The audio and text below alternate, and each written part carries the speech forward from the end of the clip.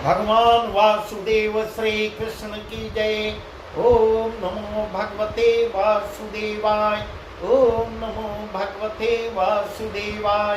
श्री कृष्ण गोविंद हरे मुरारी, हे नाथ नारायण वासुदेव।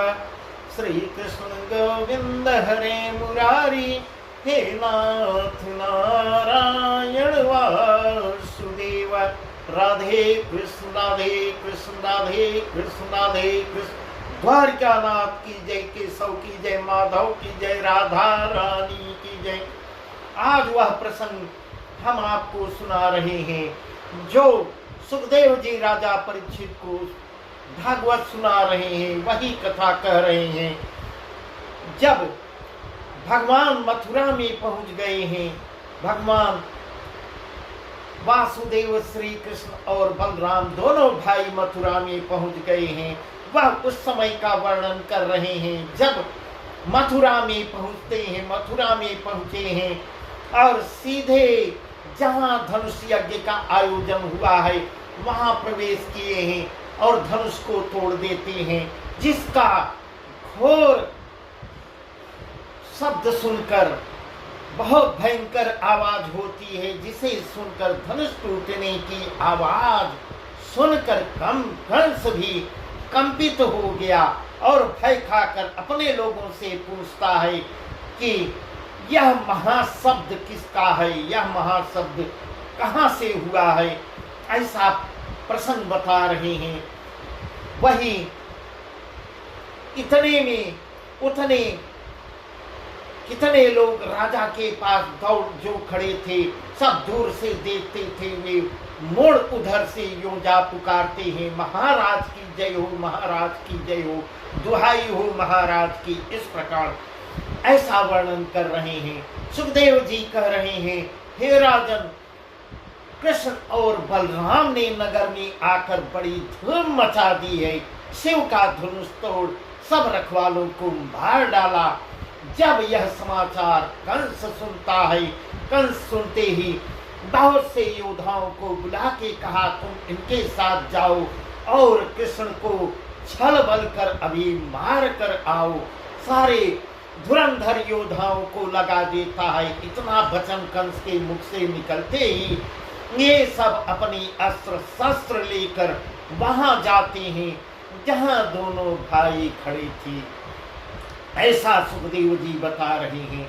क्यों ने ज्यों ही क्यों ललकारा, त्यों ही उन्होंने इनको भी आज मार डाला, ऐसा वर्णन बता रहे हैं। जो कंस के दूत उनको जाके ललकारते हैं तो भगवान वासुदेव और बलराम उनको भी मार डालते हैं। जब हरि ने देखा कि अब यहाँ कंस का सेवक कोई नहीं बचा है, तब बलराम जी से कहते हैं, हे भैया, हमको आए बड़ी देर हो गई। अब हमको नंद डेरे पर चलना है, जहां मेरे सब ग्वाल बाल और नंद जी मेरी प्रतीक्षा कर रहे हैं। वहां नंद बाबा हमारी रास्ता देख रहे होंगे। ऐसा प्रसंग बता रहे हैं। ऐसा कहकर सब ग्वाल बालों को, प्रभु के साथ जो ग्वाल बाल आए थे उनको सबको साथ में लेकर बलराम समेत चलकर वहां अपने डेरे पर पहुंचते हैं, जहां सारे ब्रजवासी डेरा डाले हुए थे। उनके आते ही नंद महर्षि यो कहा कि पिता, हम नगर में जाके भला कुतूहल देख के आए हैं और गोप बालों ने अपने बागे दिखलाई। ऐसा ऐसा वर्णन बता रहे हैं। तब लखनंद कहे समझाए, तब लखनंद कहे समझाए, कान तुम्हारी तेवन जाए।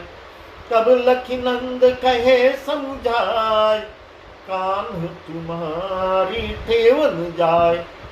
ब्रजबन नहीं हमारो गाँव, ब्रजबन नहीं हमारो गाँव, यह कंसराय को उठाओ, ऐसा नंद बाबा से कहते हैं। और नंद बाबा उनका उत्तर देते हैं, ब्रजबन नहीं हमारो गांव, यह है कंसराय की ठाव। यह ब्रज नहीं है, यह कंस का नगर है, यहाँ कंस रहता है, यहाँ उसका राज्य है।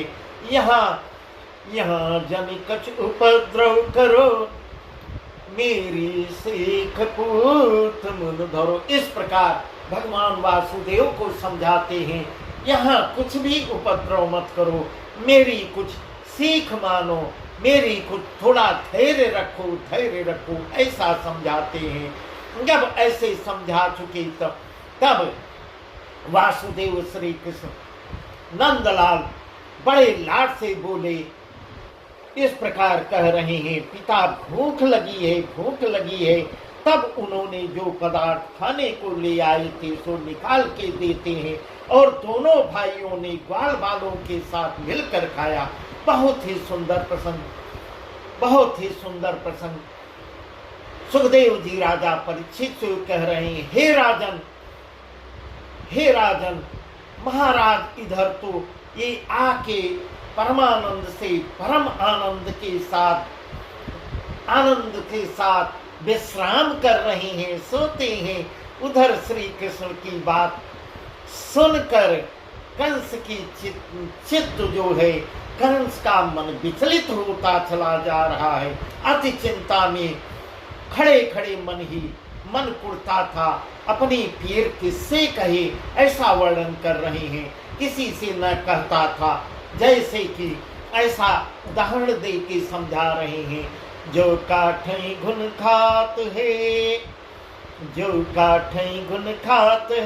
को न जाने पीर। जो काठई घुन खात है, को न जाने पीर। त्यों चिंता चित में भई, बुद्धि बल घटत शरीर। इस प्रकार चिंतित होता चला जा रहा है, इस प्रकार चिंतित हो रहा है। उसके मन में इस प्रकार की चिंता व्याप्त हो गई है कि उसका शरीर अपने आप, उसका बल बुद्धि सब घटती चली जा रही है। उसका निदान आती घबरा के मंदिर में जाता है और सेज पर सोया। इस प्रकार ऐसा वर्णन कर रहे हैं। अब सोने के लिए जाता है, वहां उसे मारे डर के नींद नहीं आती। बिस्तर में ही अपना उसको उसका काल दिखाई दे रहा है। जिधर ही देखता है उसको काल स्वरूप वैसे प्रतिबिंब दिखाई दे रहा है। ऐसा वर्णन कर रहे हैं। वह वहां भी विचलित ही हो गया। 3 पहर निस जागत गई।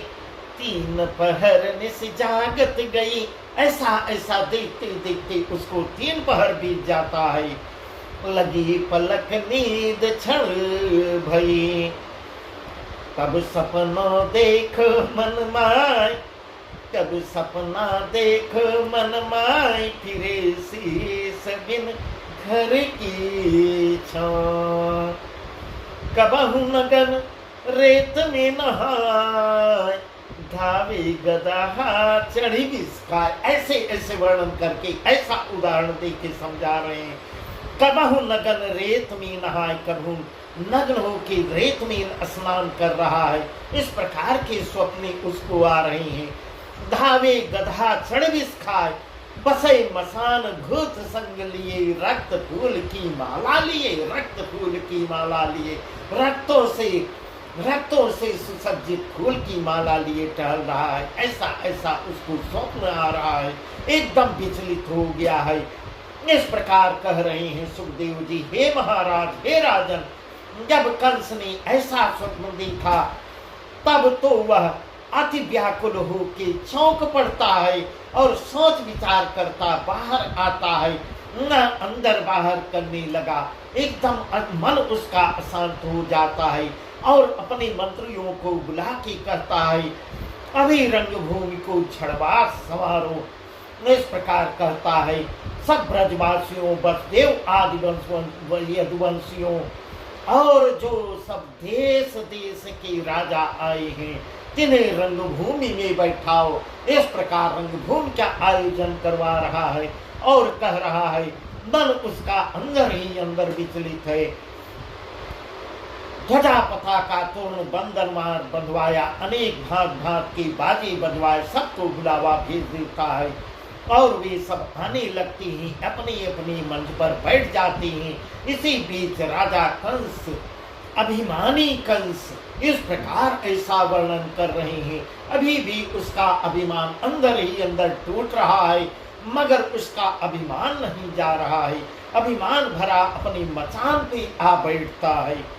वहां भी उसको उस काल देवता विमानों में बैठकर आकाश से सुंदर दृश्य देख रहे हैं। ऐसा वर्णन सुखदेव जी राजा परीक्षित को बता रहे हैं। यह दृश्य विमानों में बैठकर देवता लोग आकाश से देख रहे हैं।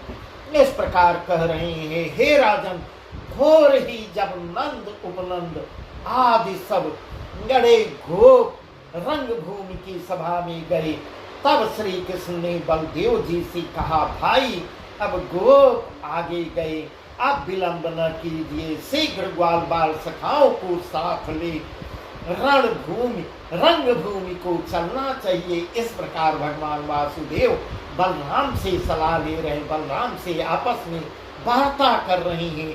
अब हम लोगों को भी रंग भूमि को चलना चाहिए। इतनी बात के सुनते ही दोनों भाई उठ खड़े हुए और सब ग्वाल बाल सखाओं के साथ रंग भूमि को चल देते हैं। कहा, भाइयों चलो रंग भूमि की रचना भी तो हम लोग देखाएं। सब ग्वाल बालों को अपने साथ लेकर वहां चलते हैं जहां रंग भूमि का आयोजन किया गया था। यह वचन सुनते ही सब संग हो लेते हैं और उसका निदान बलराम नटवर वेश किए, कृष्ण बलराम दोनों भाई नटवर वेश धारण किए, ग्वाल बाल सखाओं को लेके संग संग चलते हैं रंग भूमि की ओर। आगे वहां आके खड़े हो जाते हैं जहां 10 सहस्र, ऐसा वर्णन कर रहे हैं, 10 सहस्र हाथियों के बल वाला बड़ा मत वाला गज कुबलिया झूमता था। ऐसा मतवाला हाथी, ऐसा उसका वर्णन बता रहे हैं, जिसको 10,000 हाथियों के बराबर बल था, उसको खड़ा किया था। वह मतवाला ऐसे झूम रहा था। देख मतंग द्वार मतवारो, देख मतंग द्वार मतवारो, गजपाल बलराम पुकारी। देख मतंग द्वार मतवारी, गजपाल बलराम पुकारी। सुनो महावत बात हमारी। इस प्रकार ऐसा वर्णन कर रहे हैं कि बलराम ने उसको पुकारा जो मतंग हाथी को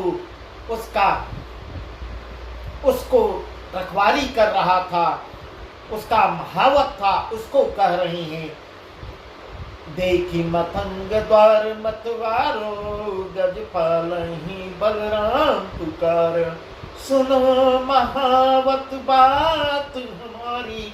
तब उसके महावत से बात करते हैं, लेहु द्वार ते